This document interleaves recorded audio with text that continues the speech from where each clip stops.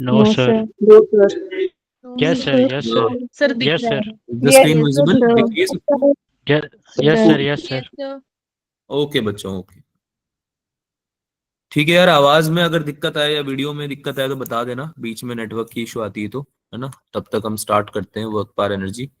तो मैंने जैसे कि बताया, दो फॉर्मूले हमने रिवाइज करे थे। जैसे कि आप लोगों ने मुझे बताया कि सर जो काइनेटिक एनर्जी होती है वो होती है p² अपॉन 2m, है ना। या फिर अगर आप मोमेंटम को लिखना चाहते हो काइनेटिक एनर्जी की टर्म्स में तो आप लिखोगे 2m ke, यही लिखोगे।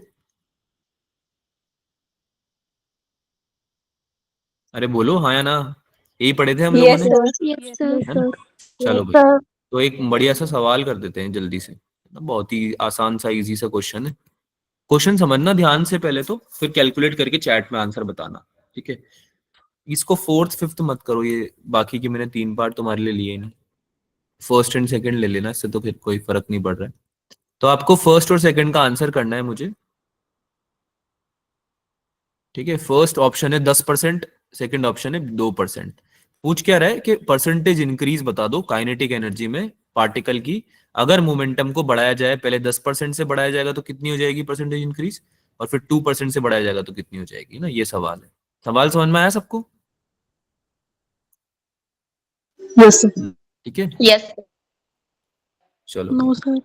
नहीं समझ में आया बेटा? काइनेटिक एनर्जी को अगर बढ़ा दिया तो सॉरी, मोमेंटम को अगर बढ़ा दिया तो काइनेटिक एनर्जी में कितना चेंज आएगा, ये पूछा जा रहा है।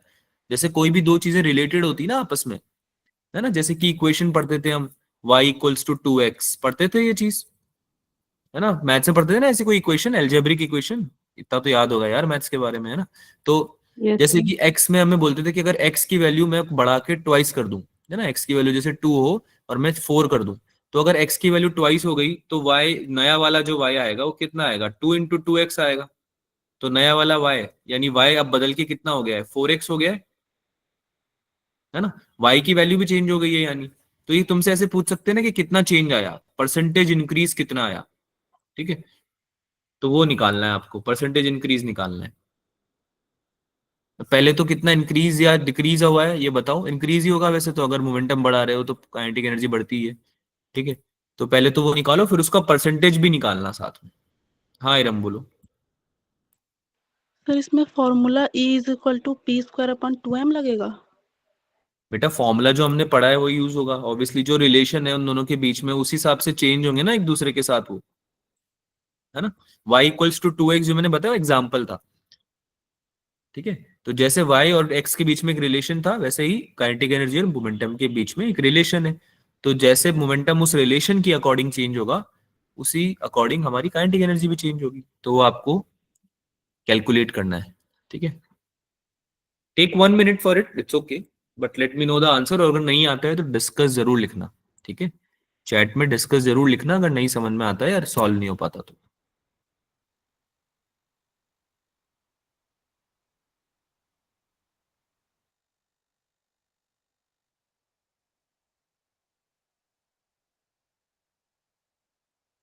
सर एक बार फर्स्ट वाला कर कर बता दीजिए। बेटा फर्स्ट सेकंड दोनों एक साथ ही कर दूंगा मैं, वो सेम, अगर फर्स्ट वाला कर दिया तो सेकंड वाला भी कर ही लोगे तुम, ठीक है। I just want you to use your thought processes, है ना, थिंकिंग प्रोसेसेस यूज करो अपने एक बार, ठीक है। डू नॉट वरी, अगर नहीं आ रहा डिस्कस लिख सकते हो तुम बिंदास, कोई दिक्कत नहीं। नहीं आ रहा तो आप डिस्कस लिख सकते हो। कुछ और पूछना है इसके अलावा इरम? सर फर्स्ट वाला बता दीजिए, सेकंड वाला हम कर लेंगे। बेटा अभी मैंने जो बोला आपने सुना हो?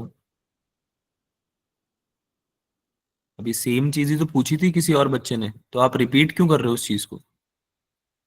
सर क्वेश्चन में पता नहीं चलता है कौन सा फॉर्मूला लगना आई चाहिए। नो बच्चा, लेकिन इसलिए ही तो टाइम दिया जाता है आप लोगों को। देखो एक चीज समझो यार, तुम लोग, मैं बहुत अच्छे से समझाता हूँ। मुझे भी पता है तुम्हारे लिए पहली बार है ये क्वेश्चन सामने, है ना, आप लोग पहली बार ही तो कर रहे हो सवाल।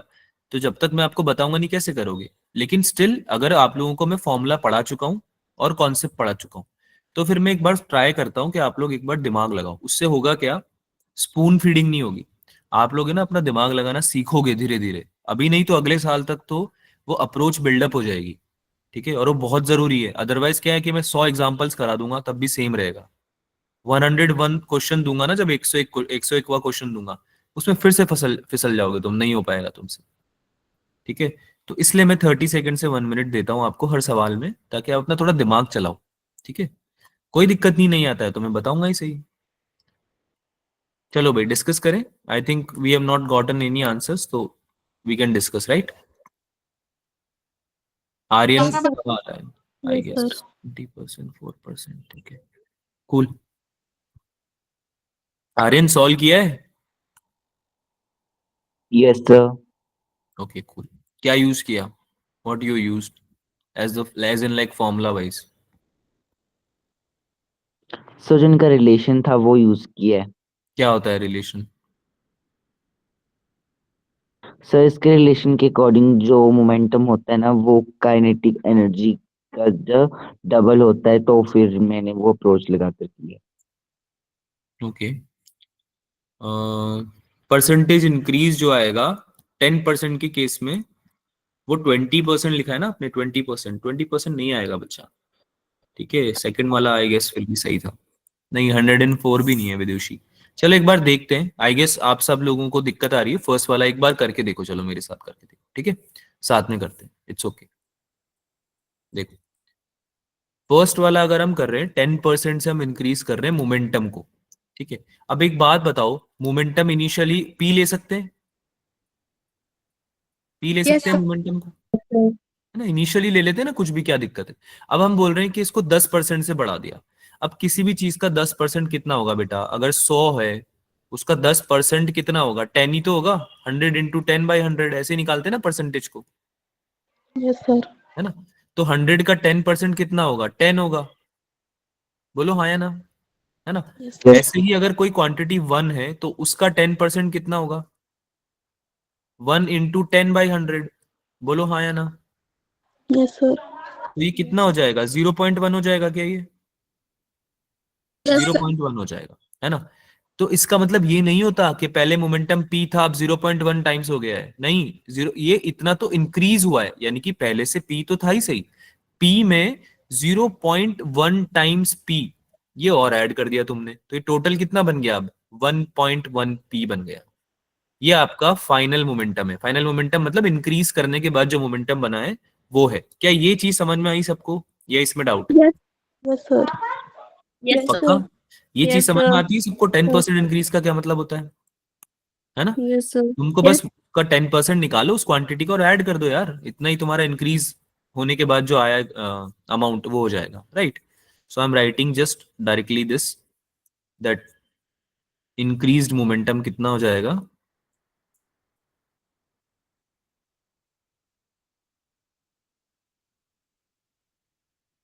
p dash equals to 1.1 p। ठीक है, फर्स्ट वाले का। अब मुझे एक बात बताओ, जब नया मोमेंटम आ गया तो उसकी वजह से डायरेक्टली इंपैक्ट नहीं निकाल पाओगे तुम काइनेटिक एनर्जी पे, है ना? इनिशियल कितना होगा kinetic energy?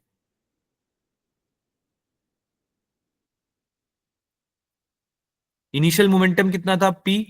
Initial kinetic energy कितनी होगी? k, है ना? बोलो हाँ या ना, यस सर। Yes. है ना? तो जो Yes, नई sir. वाली काइनेटिक एनर्जी आएगी वो कितनी आएगी? आपको यही तो निकालना है। तो नई वाली काइनेटिक एनर्जी को k ले लेते हैं, है ना?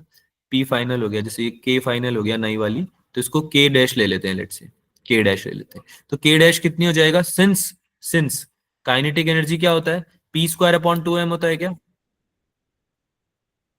Yes, sir. यही फॉर्मूला यूज कर रहे हैं ना हम यहाँ पे, है ना? और अगर सेम पार्टिकल है तो उसका मास तो चेंज हुआ नहीं होगा, मोमेंटम चेंज हो गया है। अब मोमेंटम क्या हो जाएगा? नया वाला मोमेंटम हो जाएगा, विच इज 1.1 p का whole square divided by 2m। बोलो ये समझ में आया? हाँ इरम बोलो। सर वहाँ पे पीएफ और केएफ क्या है? क्या? सर पीएफ और केएफ लिखा है आपने। pm और km कहाँ लिखा है? pm और km? पीएफ और केएफ। pf और kf बेटा फाइनल, इनिशियल तो केवल p थी, फाइनल हमने बोला 1.1 p हो गई है, मोमेंटम हो गया है, सॉरी, है ना? और kf यानी इनिशियल काइनेटिक एनर्जी तो हमारी k ले ली थी हमने केवल, फाइनल जो हो गई है वो k डैश हो गई है ना? नया वाला निकालना पड़ेगा ना, नया काइनेटिक एनर्जी, तो वो लिखा है फाइनल। ठीक यस है, सर। फाइनल वैल्यूज, ठीक है। जब भी मैं एफ और आई यूज करूंगा ना, आगे भी बता रहा हूँ, जब भी मैं आई यूज करूंगा तो मतलब मैं इनिशियल सबस्क्रिप्ट में लिख रहा हूँ ना, अगर मैं तो इनिशियल है, और एफ यूज कर रहा हूँ छोटा वाला, तो उसका मतलब फाइनल वैल्यू लिख रहा हूँ, है ना। ये तो शायद तुम लोगों को अभी समझ में आने भी लगा होगा यार, Yes, sir. है ना। ये तो हम Yes, काफी sir. फ्रीक्वेंटली यूज करते हैं इन Yes, sir. चीजों को, है ना। चलो आगे से अगर मैं लिखूं तो इस बात का ध्यान रखना। ओके, मेरी आवाज आ रही है क्या सभी को? Yes, Yes, sir. sir. Yes, sir. Yes, sir. Alright, am I visible also? Yes, sir. Alright, तो हो सकता है थोड़ा क्लियरली विजिबल नहीं हो, मेरे यहाँ पे पावर कट हुआ है। अगर आपको आवाज भी नहीं आती इन केस तो मुझे बता देना, ठीक है। So let's continue with the class for that matter. चालू करते हैं आगे। तो नया वाला जो काइनेटिक एनर्जी आएगा बच्चों, उसको वैल्यू कितना आएगा? सॉल्व किया किसी ने इसको? 1.1 पी का होल स्क्वायर किया? अरे ये 1.1 का होल स्क्वायर क्या होता है? 1.21 होता है ना, Yes, sir. ठीक है। 1.21 into P square upon 2m, तो ये वाली क्वांटिटी तो इनिशियल काइनेटिक एनर्जी के बराबर हो जाएगी, है ना। तो कितना आ जाएगा आंसर? 1.21 के। बोलो, समझ में आया 1.21 के कैसे आया? Yes, sir. हाँ ना, Yes, बोलो sir. यार, है ना। चलो, आपका जो इंक्रीज्ड काइनेटिक एनर्जी है वो नहीं आया अभी तक, अभी फाइनल काइनेटिक एनर्जी आया। इस चीज में डिफरेंस समझो। एक होता है कि आपकी फाइनल वैल्यू कितनी आ गई है, ये आई है 1.21 के, लेकिन आपको ये पूछ रहा है कि परसेंटेज इंक्रीज बताओ। परसेंटेज इंक्रीज थोड़ी बता दोगे, ये आंसर में ये लिख दोगे क्या तुम? परसेंटेज इंक्रीज पूछेंगे तो नहीं लिखोगे ना। इंक्रीज का मतलब ये थोड़ी होता है, पहले तुम्हारी हाइट थी, तुम्हारी पहले हाइट थी 5, अब तुम्हारी हाइट हो गई है 6 फीट। तुमसे कोई पूछे कि परसेंटेज इंक्रीज बताओ अपनी हाइट में, तो तुम ये थोड़ी बोलोगे कि अब 6 हो गई है, this is my percentage increase, है ना। ये थोड़ी बोलोगे। परसेंटेज इंक्रीज कैसे निकालोगे तुम अपनी हाइट में? पहले तो ये बोलो कि चेंज कितना आया है, तो आप बोलोगे सर कि 6 हो गई है, पहले 5 थी तो चेंज 1 का आया है। और किस में से 1 का आया है? 5 में से। बोलो हाँ या ना। Yes, sir. Yes, sir. पहले 5 थी, अब जो चेंज आया है वो 1 का चेंज आ गया, तो परसेंटेज निकालने के लिए 100 से मल्टीप्लाई तो करते ही है, तो ये कितना हो जाएगा? 20। यानी कि सर मेरी जो हाइट है वो इंक्रीज कर गई है 20% से। क्या ये चीज समझ में आई आपको? परसेंटेज इंक्रीज कैसे निकालते हैं? Yes, sir. Yes, sir. पक्का समझ में आई सबको परसेंटेज इंक्रीज कैसे निकालते हैं, है ना। जो चेंज आया है ना बेटा, उसको डिवाइड करोगे इनिशियल जो भी अमाउंट था उससे, और 100 से मल्टीप्लाई तो करते ही हैं हम परसेंटेज जब भी निकालना होता है ना। परसेंटेज को जब कन्वर्ट करते हैं नंबर में तो 100 से डिवाइड करते हैं, और जब परसेंटेज में कन्वर्ट करते हैं किसी चीज को तो 100 से मल्टीप्लाई करते हैं। तो बचपन में पढ़ा था हमने मैथ्स में, है ना, याद होगा आप लोगों को, राइट। तो सेम तरीका यूज करके वी कैन फाइंड इजीली कि हमारा परसेंटेज इंक्रीज कितना आएगा। आंसर दिया भी है काफी सारे बच्चों ने, very good, it is the correct answer. कितना आ रहा है भाई? सर ए का 21% सर ए का और बी 21% और बी का 4%. बहुत बढ़िया। तो यहाँ पे आप परसेंटेज इंक्रीज निकाल सकते हो काइनेटिक एनर्जी में। परसेंटेज इंक्रीज कितना हो जाएगा? के डैश माइनस के अपॉन के इंटू 100। अरे हाँ ना बोलो भाई, Yes, sir. ठीक है, Yes, sir. Very good. So this will be 1.21 minus 1.21 k minus k upon k into 100. So this will become 21%. यही बनेगा क्या? Yes, sir. नहीं समझ में आया बेटा? 1.21 k को माइनस करोगे k से और डिवाइड कर दोगे k से और 100 से मल्टीप्लाई कर दोगे, तो ये वाला क्वांटिटी तो 0.21 k बन जाएगा, है ना। नीचे k तो है ही सही, तो k से k कट जाएगा, 100 से मल्टीप्लाई करोगे तो 21% ही तो बनेगा, Yes, sir. ठीक है। Yes, sir. समझ में आया ना कैसे निकाला? Yes, sir. Yes, sir. चलो अगले वाले का आंसर बताओ जल्दी से। Sir, 2% 4%. Sir, 4%. ठीक है। सेकंड वाला बहुत इजी है, पर जो पी डैश है उसका वैल्यू कितना आएगा? पी डैश का वैल्यू कितना आ रहा है भाई? अरे पी डैश का वैल्यू तो बताओ, तभी तो निकालोगे आंसर। 1.02 पी आएगा क्या? मेरी आवाज आ रही है? एम आई ऑडिबल बच्चों? Yes, sir. Yes, sir. sir. Yes, sir. What would be the p dash? Sir, P dash का value 1 point. Yes, sir.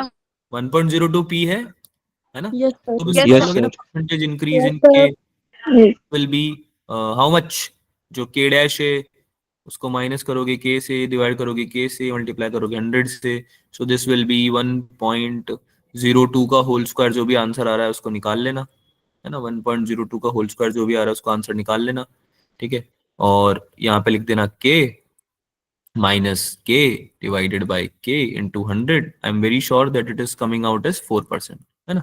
इसको आप ऐसे भी निकाल सकते हो ना बेटा, जब आपने ये देख लिया कि 10% इंक्रीज हुआ, 0.1% से मोमेंटम इंक्रीज हुआ, तो आपका इसका 1.1 का जो स्क्वायर होता है, 1.1 का या 11 का जो स्क्वायर होता है, वो आपका आंसर आया, राइट? जब आपका मोमेंटम 1.1 टाइम्स हुआ तो 1.1 का जो स्क्वायर होता है 1.21% था, है ना? 1.21 था, सॉरी। तो इसका परसेंटेज निकालोगे तो कितना आएगा? 21% ही तो आएगा, यानी कि 100 पे Yes, sir. 121 बन रहा है, तो कितना हुआ? 121% इंक्रीज हो गया। Yes. Yes, तो sir. सेम तरीके से आप सेकंड वाला भी निकाल सकते हो डायरेक्टली, अगर एबीसीडी में आंसर मार्क करना है। बोर्ड्स के पेपर सॉल्व करना है तो अलग बात है, मतलब अगर एग्जाम में, स्कूल के एग्जाम में आया तो अलग बात है, पूरा लिखना पड़ेगा। एल्स अगर नीट का पेपर है तो हम डायरेक्टली लिख सकते हैं कि भाई अगर 1.02 है ना, तो यानी कि 2 का स्क्वायर कितना होगा? 4%। 2 का स्क्वायर होगा 4%, तो Yes, यानी sir. इंक्रीज आएगा आपके काइनेटिक एनर्जी में। क्या ये समझ में आता है डायरेक्टली कैसे निकाला, Yes. है ना? Yes. अगला सवाल, सॉल्व द नेक्स्ट क्वेश्चन। इसमें टाइम नहीं लगना चाहिए, अब तुमको समझ में आने लगा है थोड़ा थोड़ा, है ना? इसमें टाइम नहीं लगना चाहिए, करो सॉल्व करो।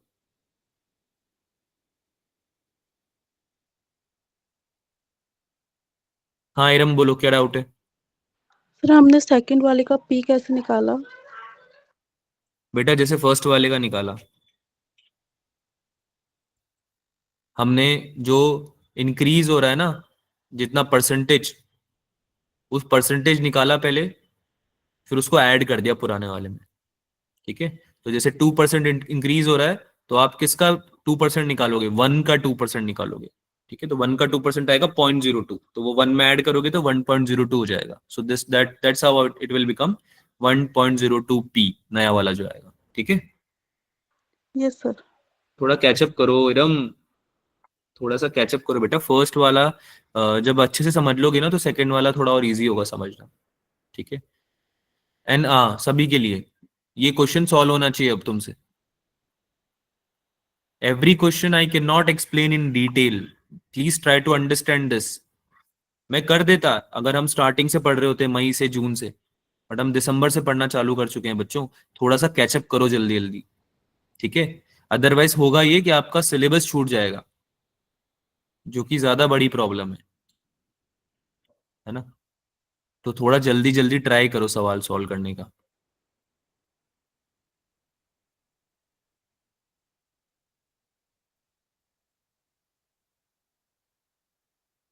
हाँ इरम बोलो। हाँ 3%, 300% आंसर आना, अच्छा। सर फॉर्मूले तो याद हो जाते हैं लेकिन उसके बेस पे क्वेश्चन सॉल्व नहीं होते हैं। बेटा कितने सवाल सॉल्व किए हैं आपने अभी तक? सर 10 या 20 कर लिए हैं। किसके 10 या 20 कर लिए हैं? सर हर चैप्टर से। बेटा 10-20 सवाल से पता है क्या होने वाला है? तुमको केवल ये समझ में आने वाला है कि इस चैप्टर का सिलेबस क्या है, इसमें kinetic energy, potential energy, work, momentum, ये सब चीजें एग्जिस्ट करती हैं, ये समझ में आने वाला है। 10-20 सवाल करने से कोई टॉपिक या कोई चैप्टर तब क्लियर होगा जब तुम 12th कंप्लीट कर लोगे, जब 11-12 का सिलेबस एक बार पूरा हो जाएगा, तब आप इतने ज्यादा एक्सपीरियंस्ड हो जाओगे, मेमोरी इतनी स्ट्रांग हो जाएगी। अभी आपको 50 से 100 सवाल करने कम से कम एक टॉपिक से, है ना? जब आप कर लो ना इतना, तब एक बार एक्सपेक्ट करना कि हाँ सर अब थोड़ा मुझे समझ में आना चाहिए सवाल, ठीक है? उसके पहले एक्सपेक्ट मत करना। ये सब लोगों को बोल रहा हूं मैं। अब ऐसा हो सकता है कि सबका जो सिनेरियो है, जो लेवल है, वो अलग अलग हो। किसी ने हो सकता है थोड़ा सा अच्छे से पढ़ लिया हो पहले से, या अप्रोच करने में ज्यादा इजी होता होगा उसको, है ना? तो उसको हो सकता है कि 20-30 सवाल करने में ही थोड़ा सा क्वेश्चन समझ में आने लगे, बट सब पे वैलिड नहीं है। आपको कितना लगेगा वो आप अपना देखो, किसी और से कंपेयर मत करो खुद को, ठीक है? बट जनरली 50 से 100 क्वेश्चंस करने पड़ते हैं एक टॉपिक को समझने के लिए. That's what I want to say. Work पर एनर्जी की अगर हम बात करें, जैसे कि फॉर एन एग्जांपल. चलो भाई, 300% आ रहा है क्या सबका, क्या 100% आ Yes, रहा है? sir. Yes sir. किसी का 30 भी आ रहा है. भाई तुम तो बहुत अलग अलग आंसर दे रहे हो. 220, 330, इतना ज्यादा वेरिएशन कैसे आंसर में? सर वो गलती से लिख दिया था 200%. What is the correct answer? Sir, 300%. 300 है answer. Yes, sir. Okay, question समझ में नहीं आया मतलब. हमारा 100 आ रहा है. 100 आ रहा है. अब मैं क्या बोलूं? अभी सॉल्व करके बताता हूं, तब तुम लोगों को पता चलेगा कि आप लोगों ने क्या क्या आंसर दिए हैं. ठीक है, पर मैं सब लोगों के आंसर नहीं देख पा रहा हूँ यहाँ पे, और मुझे अच्छी नहीं लग रही है बात. जैसे कि फॉर एन एग्जाम्पल,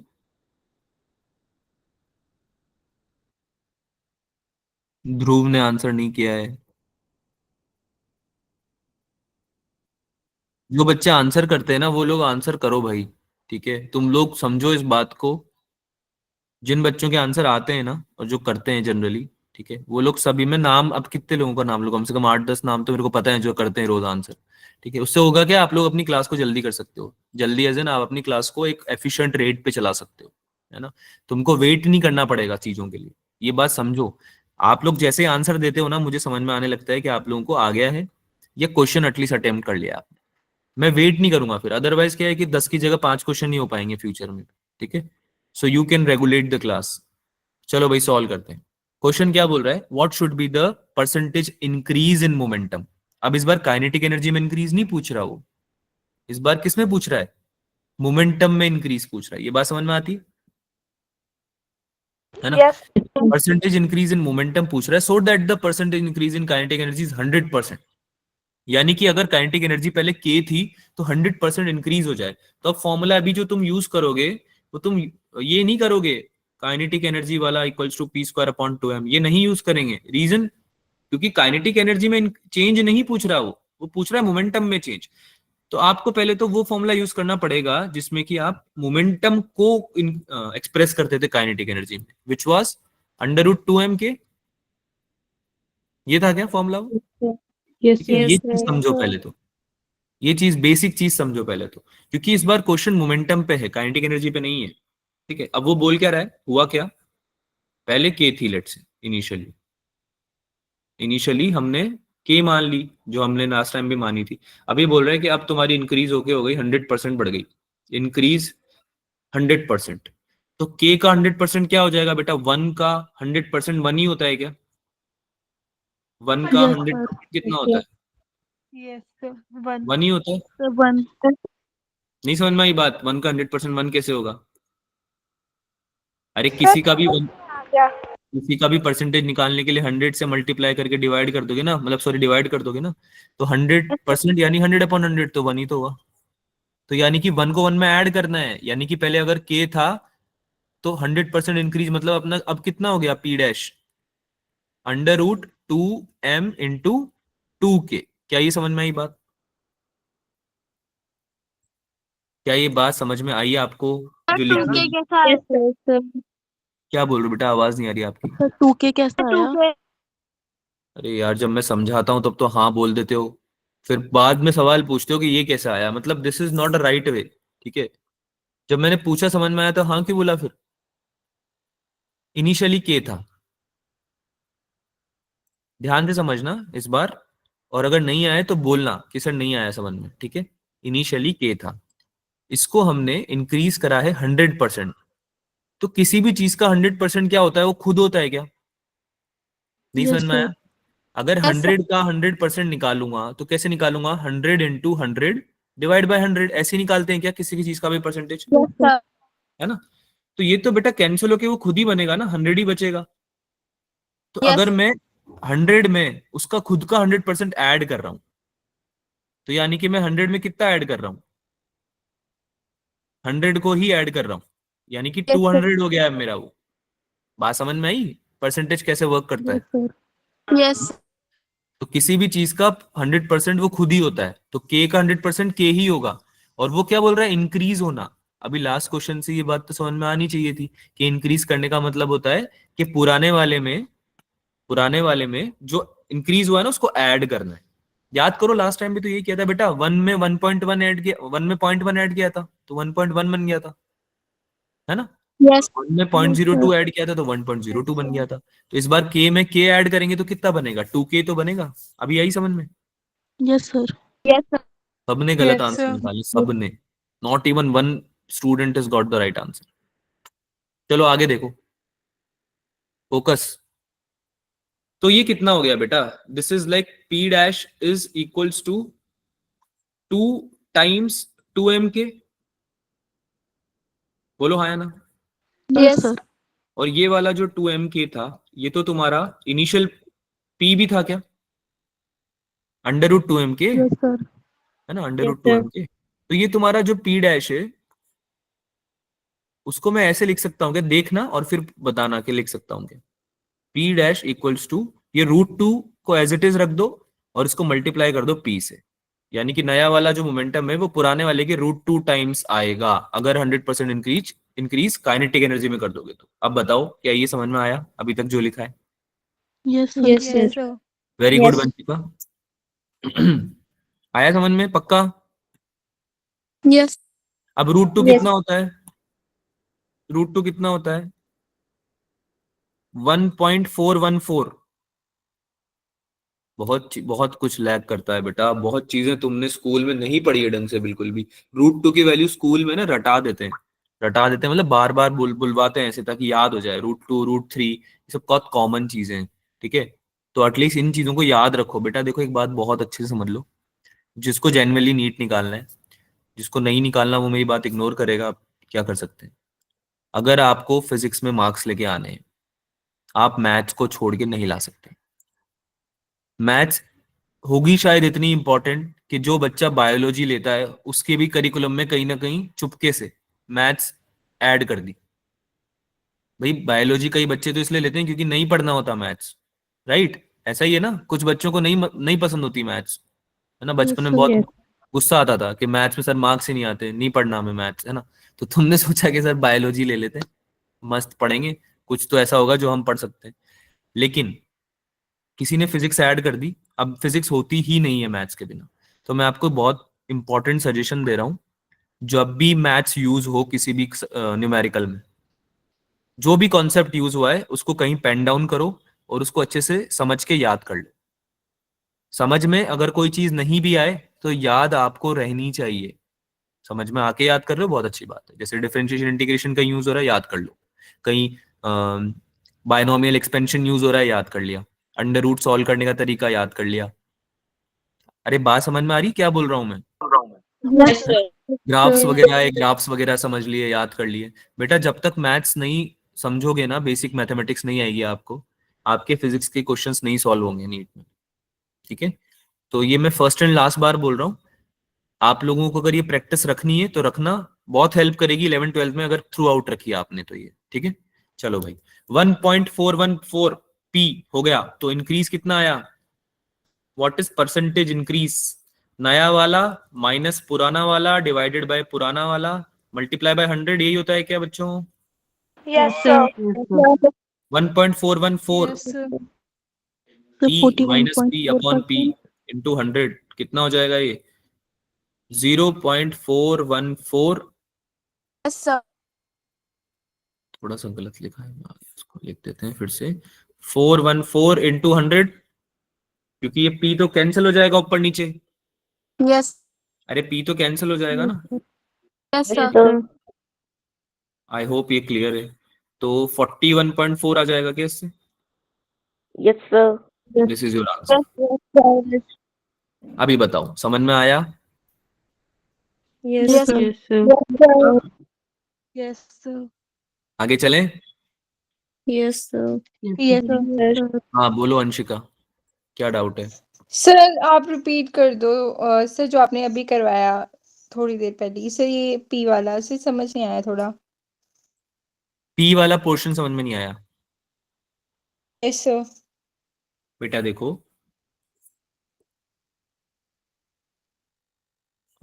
कहाँ लिखूं मैं इसको, यहीं लिख देते हैं चलो। परसेंटेज इंक्रीज होता है P dash minus P upon P into 100। ठीक है, तो यहाँ पे लिखते हैं। एक बार समझो इस बात को कि आपका इनिशियली कितना था काइनेटिक एनर्जी। जैसे कि ये जो बोल रहा है ना सवाल में, इस सवाल में ये बोलना चाह रहा है कि आपके कुछ चेंज आ गए हैं अब, यानी काइनेटिक एनर्जी जितनी भी होगी तुम्हारी पहले 10 20 30 40 100 जो भी थी पहले, उसमें तुमने कुछ चेंजेस किए और अब वो 100% से बढ़ गई है, 100% से बढ़ गई है। तो अगर इनिशियली तुम्हारी काइनेटिक एनर्जी मान लो 20 होगी, तो इसका 100% कितना होता है यही निकालोगे ना, निकालने के लिए कि भाई अब फाइनल में कितनी हो गई है, बोलो हाँ या ना। Yes sir. Yes sir. 20 का 100%, 20 का 100% कैसे निकालोगे?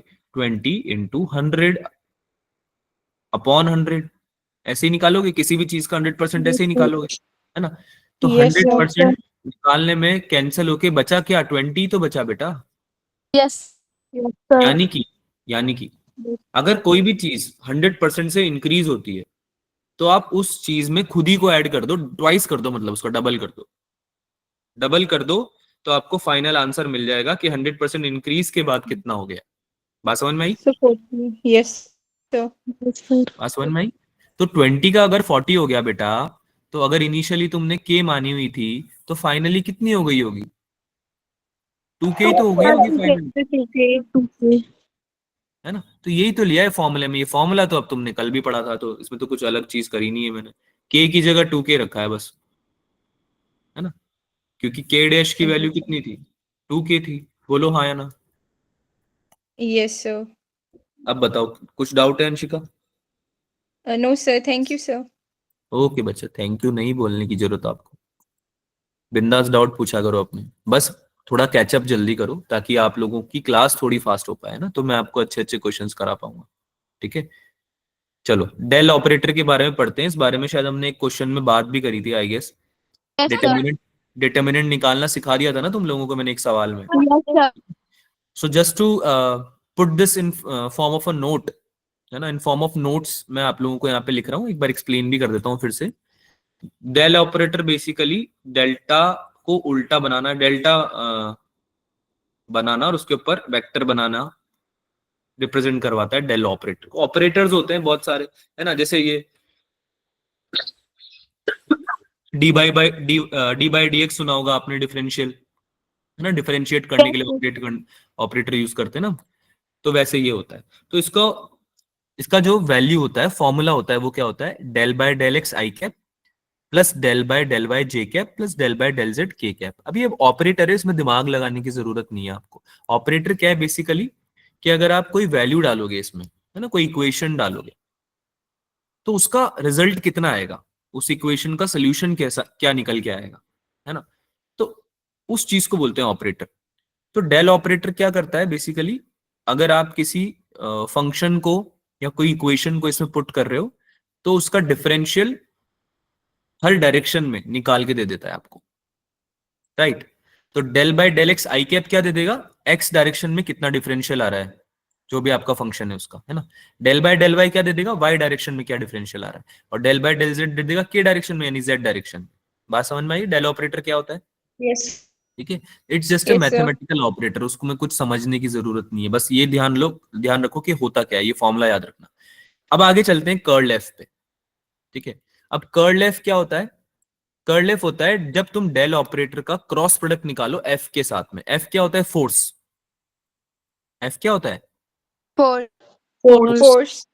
ठीक है, तो बेसिकली हम जो बात कर रहे हैं यहाँ पे वो किस चीज की कर रहे हैं, कि अगर हम डेल ऑपरेटर यूज करें कर्ल एफ निकालने के लिए, तो कर्ल एफ क्या देगा वैल्यू? पहली बात तो कैसे निकालेंगे कर्ल एफ को, और कर्ल एफ का यूज क्या है, क्यों पढ़ रहे हैं हम, why are we even studying curl F. तो आपको मैंने एक चीज पढ़ाई थी कि कंजर्वेटिव फोर्सेस क्या होते हैं, याद आ रहा है? उसका फॉर्मूला भी लिखाया था। Yes sir. कंजर्वेटिव फोर्सेस के बारे में याद आ रहा है? हाँ, del f x by del y equals to del f y by del x, है ना। ऐसे ही del f y by del z equal to del f z by del y. ऐसे एक और होता है, याद है 3D फोर्सेस के लिए लिखवाया था कि ये अगर वैलिड है, ये अगर आ रहा है तो मतलब फोर्स कंजर्वेटिव है, निकालने का तरीका Yes, sir. याद आ रहा है? Yes sir. तो इसलिए यूज किया जाता है कि अगर कंजर्वेटिव फोर्स निकालना है ना, तो डायरेक्ट डेल एफ निकालो, सॉरी डेल क्रॉस एफ निकालो और उसको जीरो कर दो। ठीक है, तो del cross F equals to zero का मतलब होता है फोर्स Conservative force. या फोर्स इज कंजर्वेटिव। कभी Conservative. सवाल अगर आएगा तो सीधे कर्ल एफ निकाल के उसको जीरो कर देना। ठीक है, और कर्ल एफ होता क्या है, अगर कर्ल वर्ड सुनाई दे जाए कभी तो उसका मतलब ही यही है कि डेल के साथ क्रॉस लिया जा रहा है। ठीक है, डेल के साथ क्रॉस लिया जा रहा है ना, इसको कर्ल एफ बोलेंगे। Is this clear? Yes. Yes, sir. sir. ठीक है, तो डिटर्मिनेंट फॉर्म में निकालते हैं। डिटर्मिनेंट मैंने बता ही दिया था लास्ट टाइम, ऐसे 2 लाइन बनाओ, डिटर्मिनेंट बोलते हैं इसको। ठीक है, आई जे के ऊपर लिखो, नीचे लिखो del by del x, del by del y, del by z, del z, ये तीनों लिखो। ठीक है, उसके नीचे जो भी तुम्हारा फंक्शन है, जैसे यहाँ पे फोर्स है तो फोर्स जो होगा 3 डायरेक्शन में, 3 डायमेंशन में, वो क्या होगा, F x I cap plus F Y J cap plus F Z के कैप, ऐसे ही होगा क्या? 3D फोर्स होता है, ऐसे ही होता है 3D फोर्स है ना, 3 डायमेंशनल फोर्स। ठीक है, तो अगर ये 3 डायमेंशनल फोर्स कंजर्वेटिव है यानी ये निकालना है, तो आपको कर्ल एफ निकाल के जीरो करना पड़ेगा। तो इस तरह से ये सॉल्व हो जाएगा। बताओ अब इसमें कोई डाउट? आगे चलें? Yes, sir. yes, yes sir. पक्का समझ में तो आया ना सबको? Yes, sir. Yes sir. Potential energy के बारे में बात करते हैं, अगला टॉपिक स्टार्ट करते हैं। पोटेंशियल एनर्जी सबको पता है क्या होती है, energy possessed by virtue of position body. Position of the body.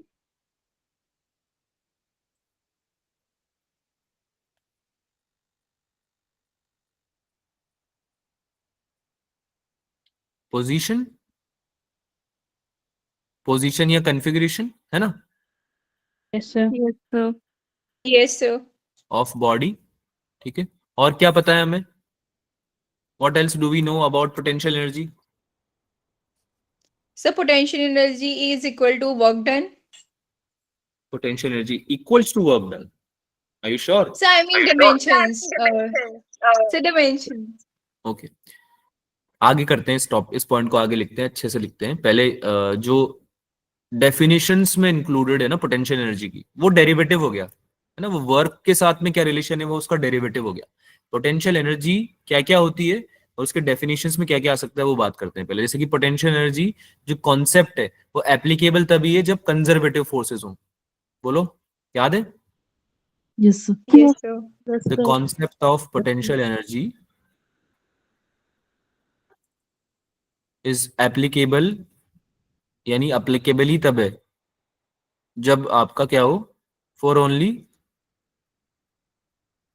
अरे बोलो क्या चीज, conservative force. Conservative. Conservative force. ठीक है, समझ में आती है ना ये बात तो सबको? Yes. ठीक है, कंजर्वेटिव फोर्सेस के लिए वैलिड है। ठीक है, और कुछ एनीथिंग एल्स जो याद आ रहा हो पोटेंशियल एनर्जी के बारे में? पोटेंशियल एनर्जी की एब्सोल्यूट वैल्यू डिफाइन नहीं करी जा सकती। ठीक है, हमेशा आप रेंज निकालते हो। ठीक है, so it's absolute value at a point can not be defined.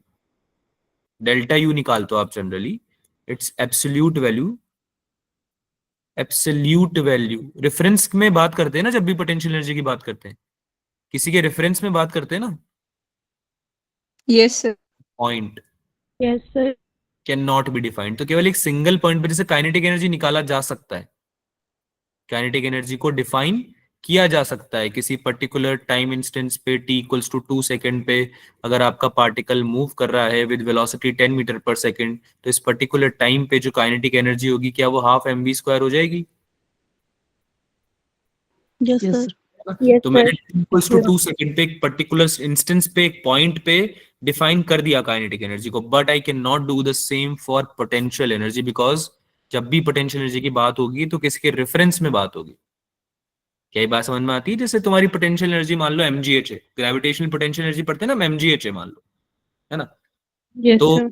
यानी कि आपकी पोजीशन है। आप बोलोगे ना कि मैं बिल्डिंग 10th फ्लोर पे बैठा हुआ हूं सर बिल्डिंग के, तो मेरी पोटेंशियल एनर्जी में mgh बताऊंगा सर ग्राउंड के रेफरेंस में। ग्राउंड के रेफरेंस में बताओगे, बोलो हाँ या ना? Yes, sir. Yes, है ना? sir. ग्राउंड के रेफरेंस में बताया तुमने, ऐसे थोड़ी बोल सकते हो कि सर एमजीएच है। अब मैं बोलूं कि बेटा मैं तो रेफरेंस पॉइंट ही 5th फ्लोर को लेता हूं, तो तुम्हारी एमजीएच थोड़ी बचेगी, फिर कुछ और होगी। पासवान में हाइट जो है वो चेंज हो जाएगी बेसिकली। एमजीएच अगर एच हाइट है पूरी बिल्डिंग की तो फिर वो नहीं बचेगी, रेफरेंस पॉइंट से लेना पड़ेगा आप हाइट को। यही बात समझ में आती है? ठीक है, Sir. Yes, sir. आवाज नहीं आ रही मुझे, क्या क्या बोल रहे हो, समझ में नहीं आया?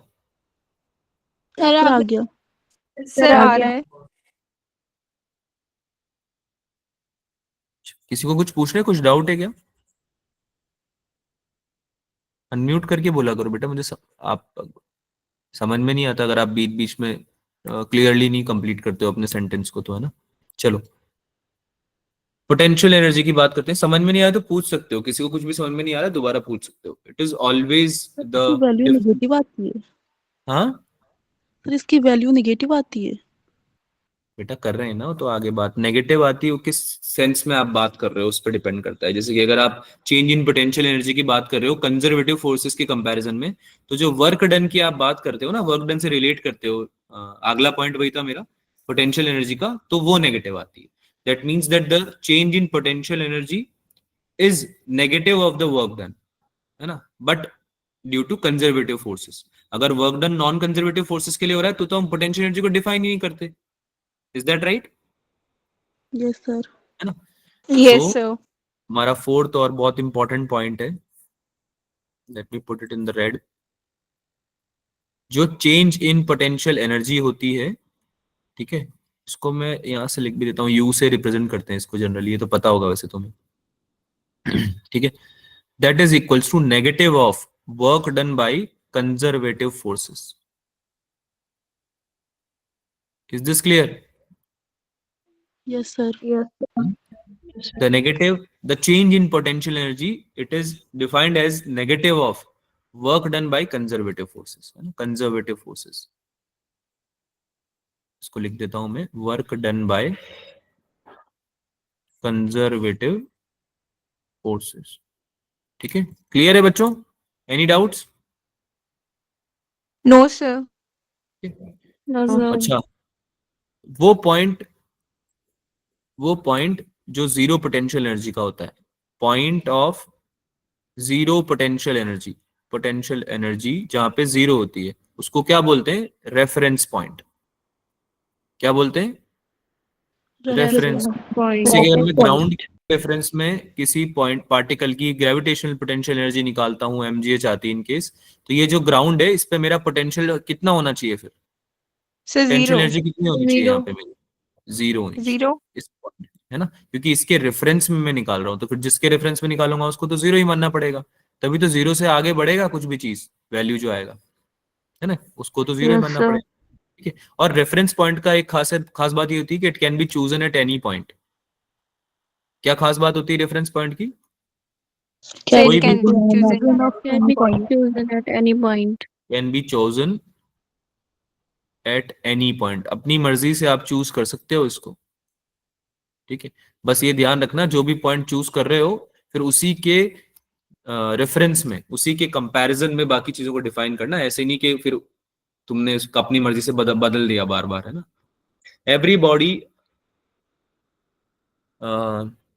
Everybody in this universe tends to have some state of minimum potential energy। ठीक है, ये लास्ट पॉइंट है हमारा, कि हर चीज जो होती है ना, एवरीथिंग एंड एवरीबडी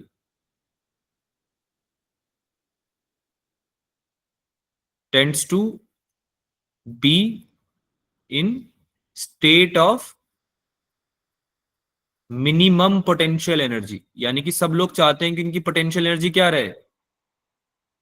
कम से कम, Minimum. मिनिमम रहे, क्योंकि ये होती है तभी आपकी आएगी मैक्सिमम स्टेबिलिटी। क्या आएगी?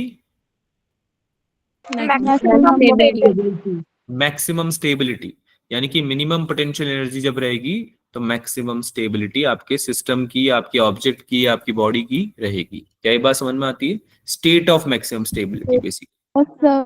ठीक है, so this is how you can define potential energy. I hope समझ में आया होगा सबको। ठीक है, यस सर। किसी पॉइंट में कोई डाउट है किसी को? No, sir. No, sir. No, sir.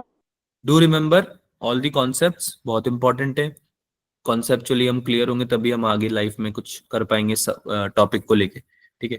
Gravitational potential energy की बात करते हैं, बहुत तरह की होती है, हमने पढ़ा हुआ है। बहुत सारे कंजर्वेटिव फोर्सेस होते हैं, तो ऑब्वियसली उनकी कुछ ना कुछ पोटेंशियल एनर्जी भी होती होगी उनकी वजह से। जैसे कि हमने पढ़ा था ग्रेविटेशनल फोर्स होता है वो कंजर्वेटिव होता है, इसके अलावा स्प्रिंग फोर्स होता है वो कंजर्वेटिव होता है। याद आ रहा है? Yes. Yes, sir. Yes, आ रहा sir. है? तो स्प्रिंग में भी होगी कुछ ना कुछ पोटेंशियल एनर्जी, है ना? Yes, sir. स्प्रिंग के केस में भी आएगी, तो वो भी पढ़ेंगे। तो अभी सबसे पहले ग्रेविटी से स्टार्ट करते हैं, ग्रेविटेशनल पोटेंशियल एनर्जी। तो जो ग्रेविटेशनल पोटेंशियल एनर्जी है वो कैसे निकाल सकते हैं? हमको पता है कि नेगेटिव ऑफ वर्क डन होता है वो चेंज इन पोटेंशियल एनर्जी होता है, यही होता है, ठीक है। प्लस इसका डेफिनेशन की अगर हम बात करें, क्या बोल रही है हिमांशी, क्या बोल रही है? Gravitational potential energy of body at a point is defined as the work done in displacing a body of mass m from infinity to that point in gravitational field. Very good, बहुत बढ़िया। तो किसी भी चीज की potential energy ऐसे define की जाएगी कि अगर उसको इन्फिनिटी से किसी पॉइंट तक लाया गया है ना, वो इन्फिनिटी से मान लो तुम्हारे पास तक लाया गया था, तो ये पूरे दौरान उसके ऊपर पहली बात तो कौन सा फोर्स ऑफ इन्फ्लुएंस था, तो जैसे कि यहाँ पे ग्रेविटेशनल फील्ड लग रही थी, है ना। जब इन्फिनिटी से तुम्हारे पास लाया जाएगा तो ग्रेविटी लगना चालू हो जाएगी उसके ऊपर, जैसे ही अर्थ के एटमॉस्फेयर में या अर्थ की ग्रेविटी के अंदर आ जाएगा वो पार्टिकल। बोलो है ना, है ना। Yes, तो sir. ग्रेविटेशनल फील्ड, सिंस हम जो पोटेंशियल एनर्जी की बात कर रहे हैं वो ग्रेविटेशनल पोटेंशियल एनर्जी की बात कर रहे हैं, तो हम ग्रेविटेशनल फील्ड में जब आएगा ना वो पार्टिकल, तब से ही उसको ऑब्जर्व करेंगे, वरना आ वो इन्फिनिटी से रहा है, ठीक है, बहुत दूर से आ रहा है मतलब, ठीक है। तो जब वो आने लगेगा ग्रेविटेशनल फील्ड के अंदर, ठीक है, तो जो वर्क करना पड़ेगा उस बॉडी को मूव कराने में, कुछ ना कुछ डिस्प्लेस करने में वर्क करना पड़ेगा। अरे फोर्स इनटू डिस्प्लेसमेंट होता है वर्क, बोलो हाँ या ना। Yes, sir. तो अगर Yes, ग्रेविटी भी sir. वर्क कर रही, ग्रेविटी भी अगर फोर्स लगा रही है और उससे डिस्प्लेसमेंट हो रहा है किसी ऑब्जेक्ट में, तो वो वर्क ही तो कर रही है बेटा, Yes. Yes, sir. है ना। तो इसको ऐसे समझो कि ग्रेविटी कितना वर्क कर दे पार्टिकल पे जिससे कि वो डिस्प्लेस होके किसी पॉइंट तक आ जाए, इन्फिनिटी से लेकर उस पॉइंट तक आ जाए, वो ही वर्क स्टोर हो जाएगा as a in form of energy in that body, उस बॉडी में स्टोर हो जाएगा, और उसी को ग्रेविटेशनल पोटेंशियल एनर्जी बोलेंगे। और ऐसा सबके साथ होता है, जो भी चीजें ग्रेविटी के अंदर रहेगी, ग्रेविटी के इन्फ्लुएंस में रहेगी, उन सबके पास कुछ ना कुछ ग्रेविटेशनल पोटेंशियल एनर्जी आ जाएगी, ठीक है। बात समझ में ही सबको कैसे डिफाइन किया हमने? Very good Himanshu. Yes, sir. Yes, sir. समझने में कॉम्प्लिकेटेड लग रहा होगा, लेकिन जब इसमें फॉर्मूला वगैरह अप्लाई करोगे, अभी पढ़ोगे, तो थोड़ा इजी लगेगा, ट्रस्ट मी, ठीक है। और बाकी समझ में अगर आ गया है तो और भी अच्छी बात है। तो देखो, सबसे पहले हम निकालते हैं ग्रेविटेशनल पोटेंशियल एनर्जी के लिए वर्क डन कितना होगा बाय कंजर्वेटिव फोर्स। तो यहाँ पे एक ही फोर्स है, ग्रेविटी, जिसका वैल्यू क्या होता है, mg के बराबर होता है क्या, किसी m मास का ऑब्जेक्ट है उस पे। Yes, sir. नहीं समझ में आया? Yes, sir. ठीक है, तो सबसे पहले हमें कंसिडर करते हैं कि लेट्स से कि u1 है आपका potential energy at reference point, या ग्राउंड बोल लो, ग्राउंड पे आप अगर रेफरेंस लेते हो, या ग्राउंड को अगर आप समझते हो कि यहाँ पे पोटेंशियल एनर्जी 0 होगी, तो u1 आपका यहाँ पे होगा पोटेंशियल एनर्जी मास m को अगर d डिस्प्लेसमेंट ऊपर ले जाओ, तो जहां तक वो पहुंच जाएगा उस पॉइंट पे u2 डिफाइन कर रहे हैं हम potential energy of the mass, ठीक है।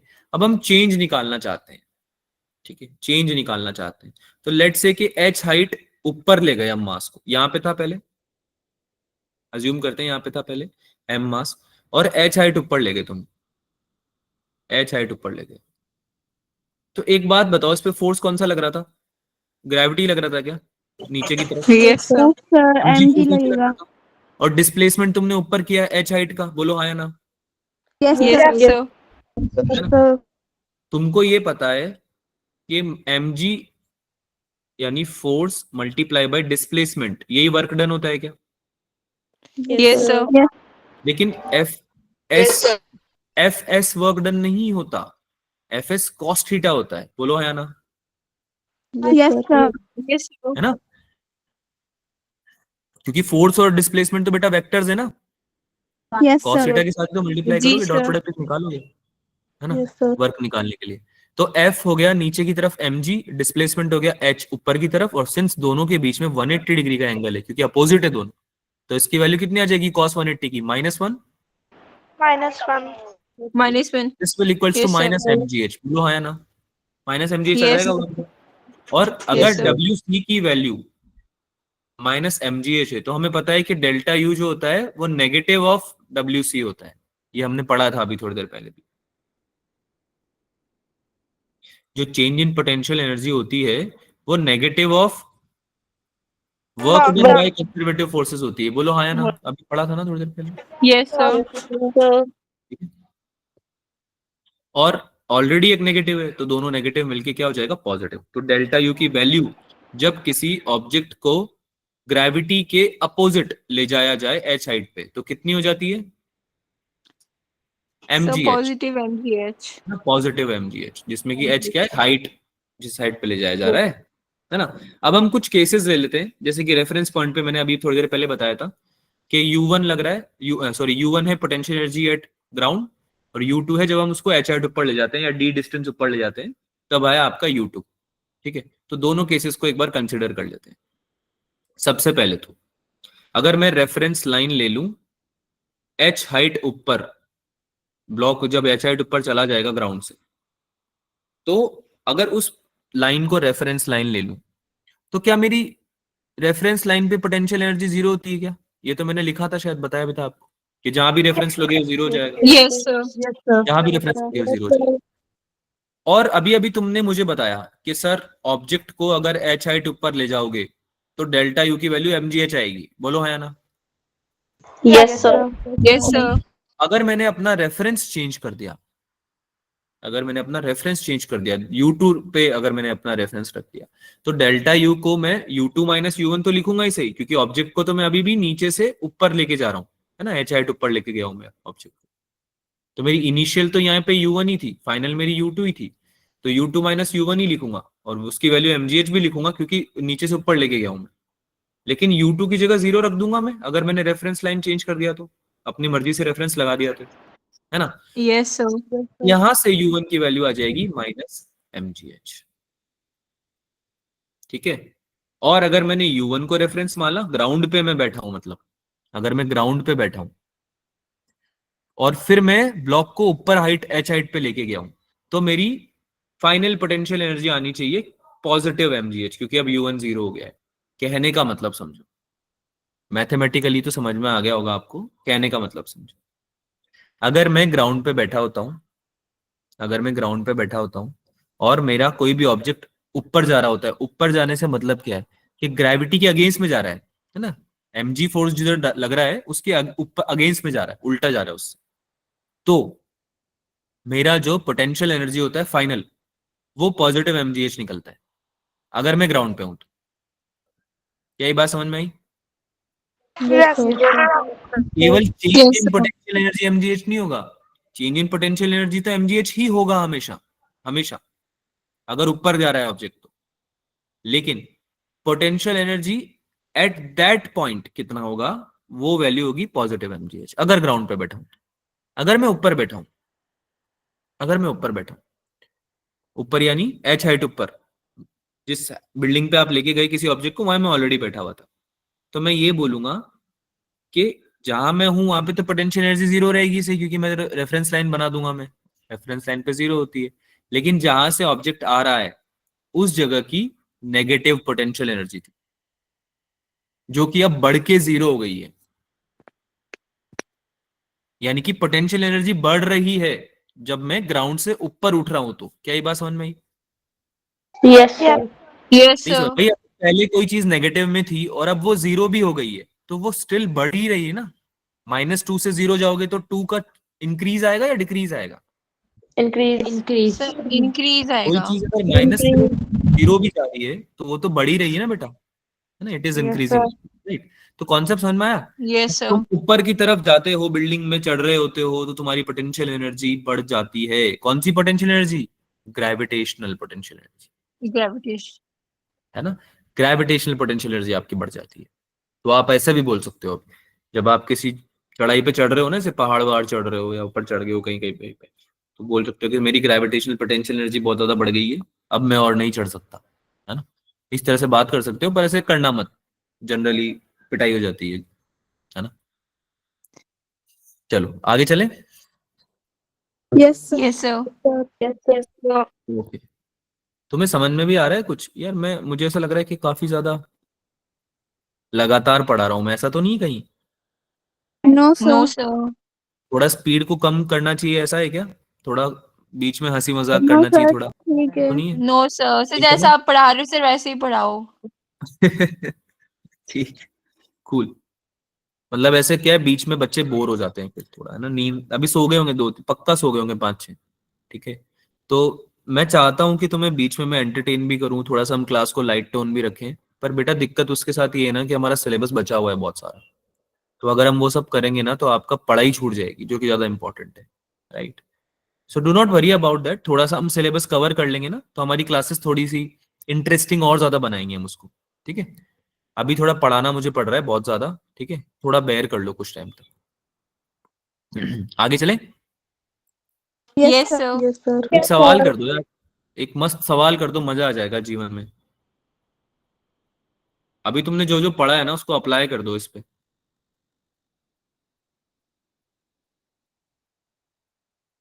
Potential energy of mass m if reference is a point. अरे यार ये तुम कर नहीं पाओगे ना, तुमको वो डायग्राम तो चाहिए रहेगा। मैंने नोटिस नहीं किया, रुको रुको, अभी क्वेश्चन अधूरा है, करने तो नहीं बैठ गए? डायग्राम के बिना कैसे करोगे, रुको।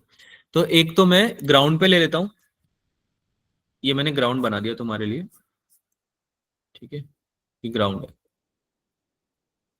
एक लाइन है एच हाइट ऊपर, जहां पे तुम्हारा मास एम रखा हुआ है, ठीक है। मास एम मतलब बेसिकली तीनों जगह रखा हुआ है, ग्राउंड पे, पॉइंट ए पे, इसको पॉइंट ए बोल देते हैं जहां पे तुम्हारा ये बनाया मैंने, ठीक है। और एक पॉइंट बी है तुम्हारा, ठीक है, जो कि अगेन एच हाइट ऊपर है। यहां से यहाँ का डिस्टेंस भी एच है, और यहां से यहाँ का डिस्टेंस भी एच है। क्या सवाल समझ में आया सबको? क्वेश्चन समझ में आया बेटा? आपको पोटेंशियल एनर्जी बतानी है मास एम की, जब वो आप रेफरेंस लेते हो ग्राउंड को, ए को और बी को, और मास एम ऑलरेडी कहाँ रखा हुआ है? ए वाली लाइन पे। क्या ये बात समझ में आ रही है? Yes, sir. Mass m is yes already at A. अब बताओ, तीनों का रेफरेंस अलग अलग लो और आंसर बताओ कितना आएगा। पोटेंशियल एनर्जी बतानी है, जल्दी बता दो यार, ये तो बहुत इजी का सवाल हो जाएगा, अब तो तुम्हें आ गया है।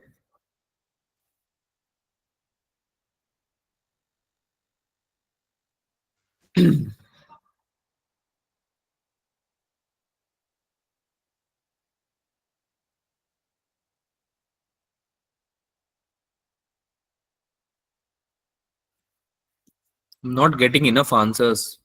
1 mgh। सर ग्राउंड पर क्या माइनस होगी? 0 है. ग्राउंड पे माइनस होगी, रेफरेंस लाइन जब ग्राउंड पे लूंगा तब माइनस होगी, ये बोल रहे हो? Yes sir.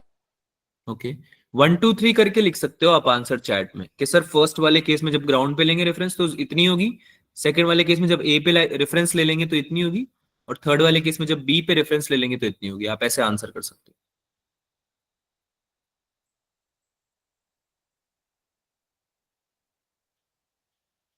करें, सर डिस्कस क्वेश्चन करें। समझा दीजिए। क्वेश्चन समझ में नहीं आया? No sir. बेटा अभी तो मैंने जो टॉपिक पढ़ाया है सेम ही चीज पे क्वेश्चन दिया है। अभी जो जस्ट पढ़ा है वही तो सवाल पूछा है कि अगर कोई चीज ऑलरेडी एच हाइट ऊपर रखी हुई है, ये ऑब्जेक्ट है एम मास का जो कि एच हाइट ऊपर रखा हुआ है, तो इस एम मास के ऑब्जेक्ट की पोटेंशियल एनर्जी बतानी है। 3 केसेस में बतानी है।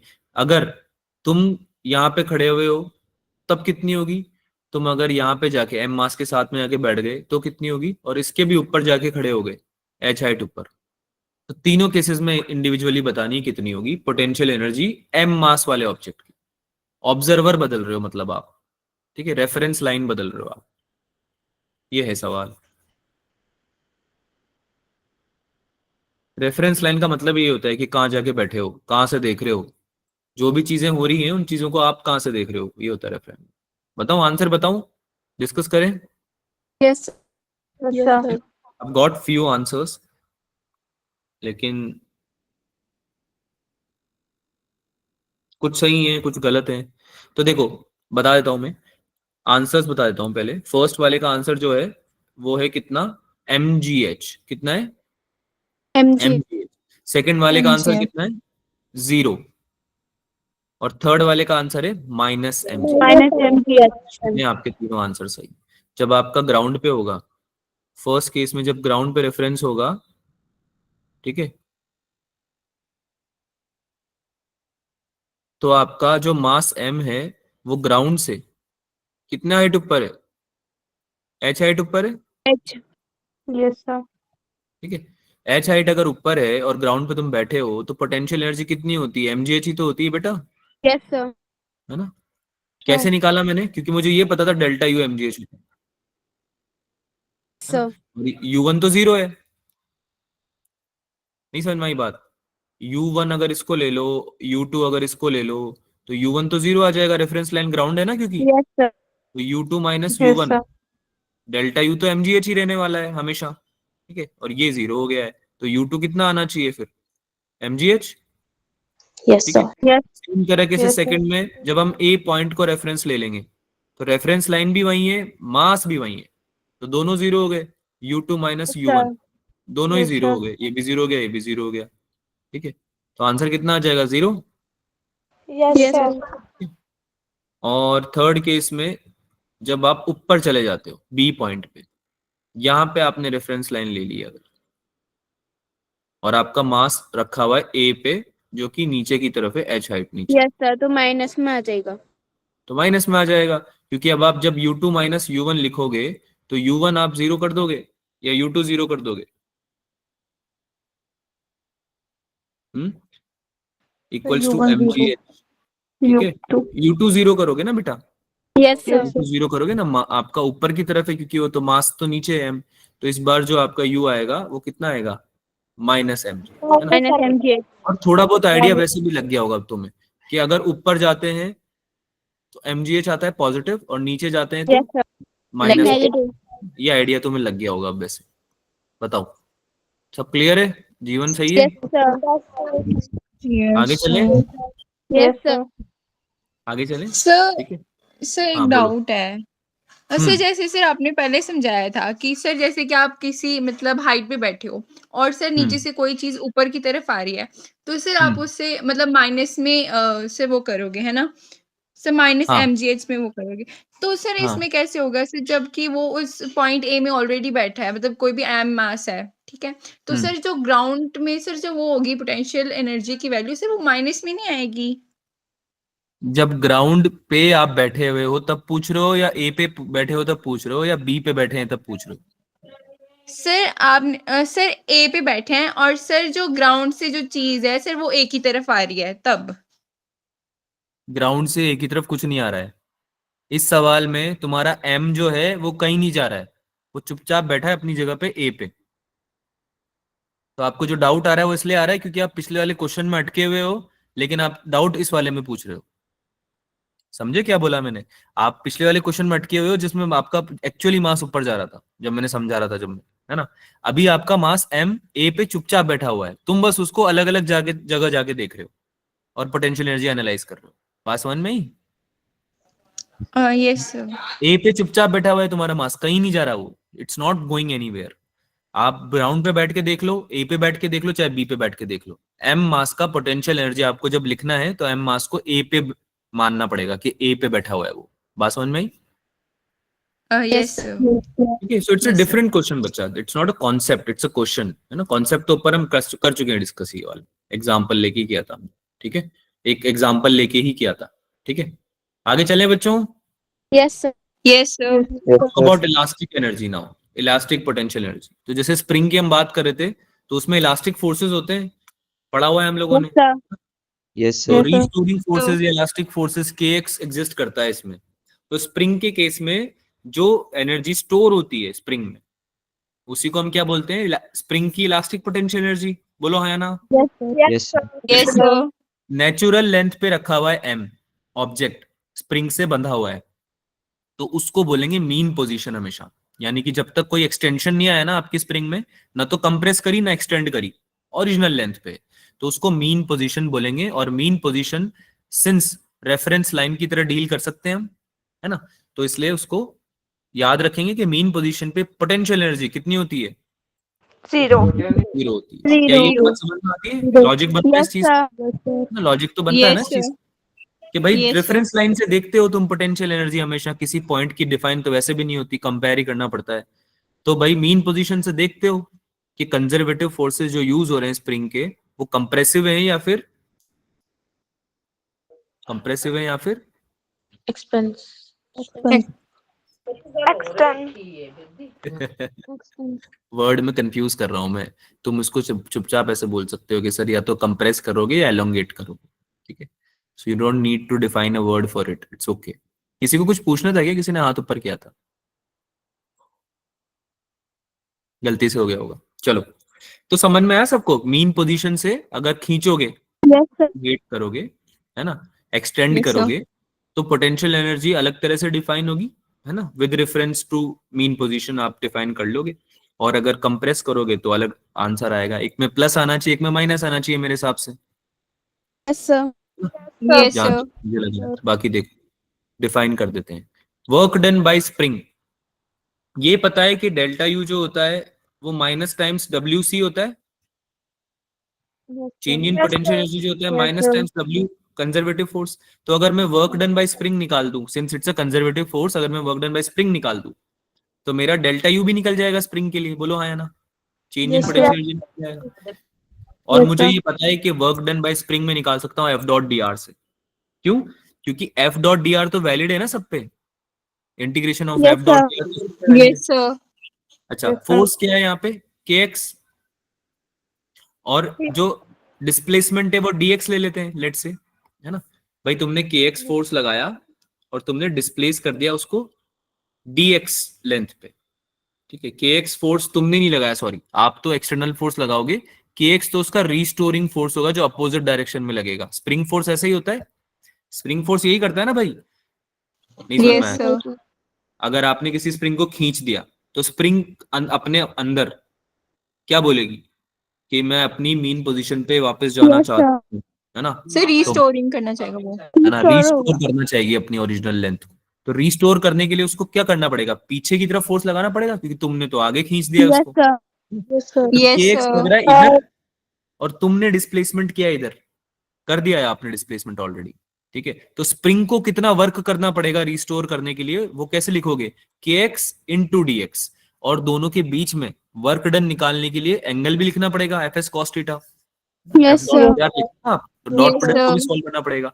तो ये बात समझ में आ रही है कि वर्क, सॉरी, फोर्स जो लग रहा है वो लग रहा है लेफ्ट में और डिस्प्लेसमेंट हुआ है राइट में, तो वर्क डन नेगेटिव आएगा, cos 180 यूज होगा, क्योंकि Yes, sir. यस सर, नहीं समझ में आया? सर रिपीट कर दो एक बार। फोर्स लगा कंसिडर करेंगे स्प्रिंग का, क्यों? क्योंकि वर्क डन भी स्प्रिंग का ही निकाल रहे हैं, right yes sir. Right. Yes, अब sir. तुम्हारा जो डिस्प्लेसमेंट हुआ है स्प्रिंग में, जो डिस्प्लेसमेंट हुआ है उसी के अगेंस्ट में तो रिस्टोरेशन हो रहा है ना, वर्क डन उसी के अगेंस्ट में तो किया जा रहा है, ठीक है। उसके रेफरेंस में हम वर्क डन निकाल रहे हैं, पोटेंशियल एनर्जी डिफाइन करेंगे तो वर्क डन निकालना पड़ेगा। तो dx डिस्प्लेसमेंट के लिए वर्क डन निकाल रहे हैं kx फोर्स के द्वारा, और एंगल दोनों के बीच में 180 आएगा क्योंकि दोनों का डायरेक्शन अलग अलग था, ठीक है। तो k सिंस आपका स्प्रिंग कांस्टेंट होता है वो तो बाहर आ जाएगा, cos 180 की वैल्यू -1 होती है तो माइनस k बाहर आएगा, केवल k बाहर नहीं आएगा, x dx बचेगा अंदर की तरफ, ठीक है। x dx बचेगा अंदर की तरफ। अब x तो तुम्हारा डिस्प्लेसमेंट है, x तो तुम्हारा टोटल डिस्प्लेसमेंट है, ब्लॉक जितना डिस्प्लेस हो गया है, बोलो हाँ या ना, Yes, sir. है ना। और dx तुमने कंसिडर किया है कि तुमने, तुम्हारा जो स्प्रिंग है वो खुद को dx लेंथ पे जो है पीछे की तरफ खींचता हुआ आ रहा होगा, ठीक है। तो dx इंटू एक्स बचेगा इंटीग्रेशन में, और तुम्हें 0 से x नॉट तक इंटीग्रेट करना पड़ेगा इसको वर्क डन निकालने के लिए, जो टोटल एलोंगेशन हुई थी इसकी। This is total elongation. ठीक है, इसके अगेंस्ट में वर्क हो रहा है, टोटल एलोंगेशन को कंसिडर करते हुए वर्क हो रहा है। ठीक है, एल नॉट इसकी नेचुरल लेंथ है और एक्स नॉट इसका टोटल एलोंगेशन। टोटल एलोंगेशन याद रखना हमेशा। ठीक है, और क्वेश्चन में भी यही दिया होता है एक्स नॉट, और इसी के टर्म्स में आंसर भी आएगा। देखो एक्स को इंटीग्रेट करेंगे डीएक्स के रिस्पेक्ट में, तो ये बन जाएगा एक्स स्क्वायर बाय 2। 0 से एक्स नॉट हमको इंटीग्रेट करना है, तो आंसर आएगा माइनस के by 2 into x not square minus 0 square. Integration कर दिया हमने। पता होना चाहिए आपको कि एक्स का इंटीग्रेशन एक्स स्क्वायर बाय 2 होता है, वही यहाँ पे यूज किया है। तो वर्क डन बाय स्प्रिंग आ जाएगा नेगेटिव ऑफ के एक्स नॉट स्क्वायर बाय 2। कितना आ जाएगा work done bye spring? minus kx square by 2. Minus के x. minus x not square X. upon 2. क्या कोई बता सकता है कि इसका वैल्यू नेगेटिव क्यों आया है? Compression की वजह से? सर रीस्टोरिंग फोर्स और Yes, हुक्स लॉ sir. की वजह से। सोचो, थोड़ा दिमाग लगाओ। सर क्योंकि cos 180 की वैल्यू -1 होती है इसलिए। क्योंकि जो फोर्स लगता है आपका स्प्रिंग का, वो हमेशा ऑपोजिट डायरेक्शन में लगता है ना बेटा, डिस्प्लेसमेंट के।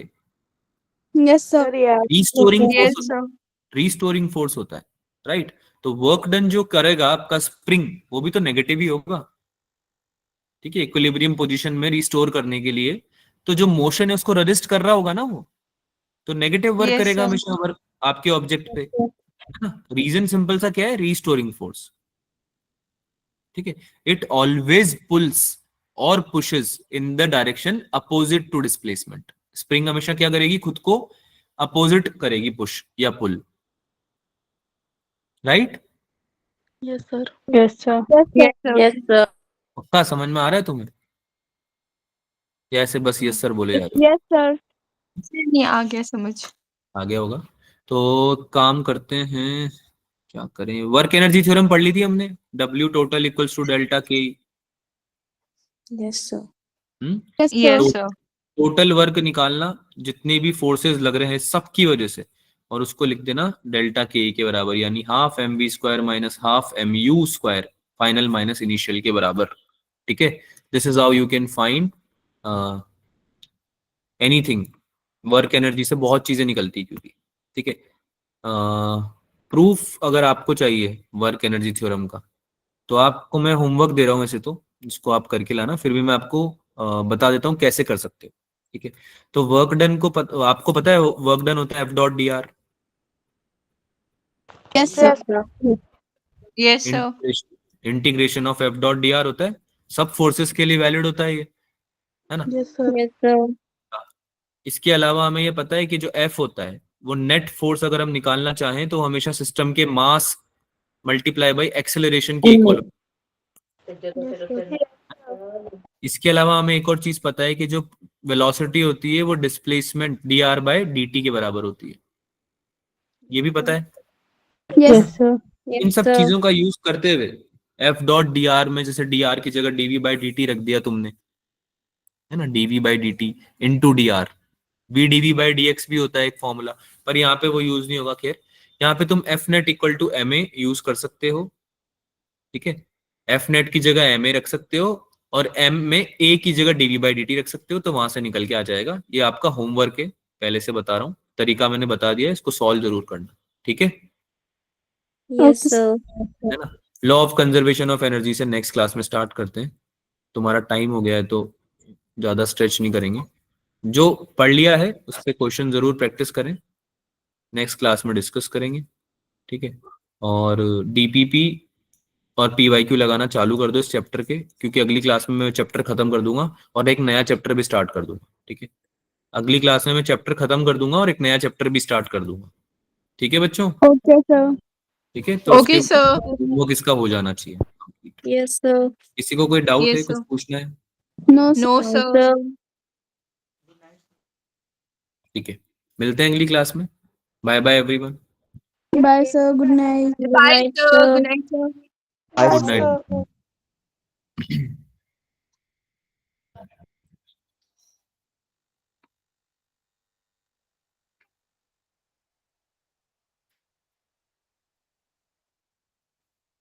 Bye, sir.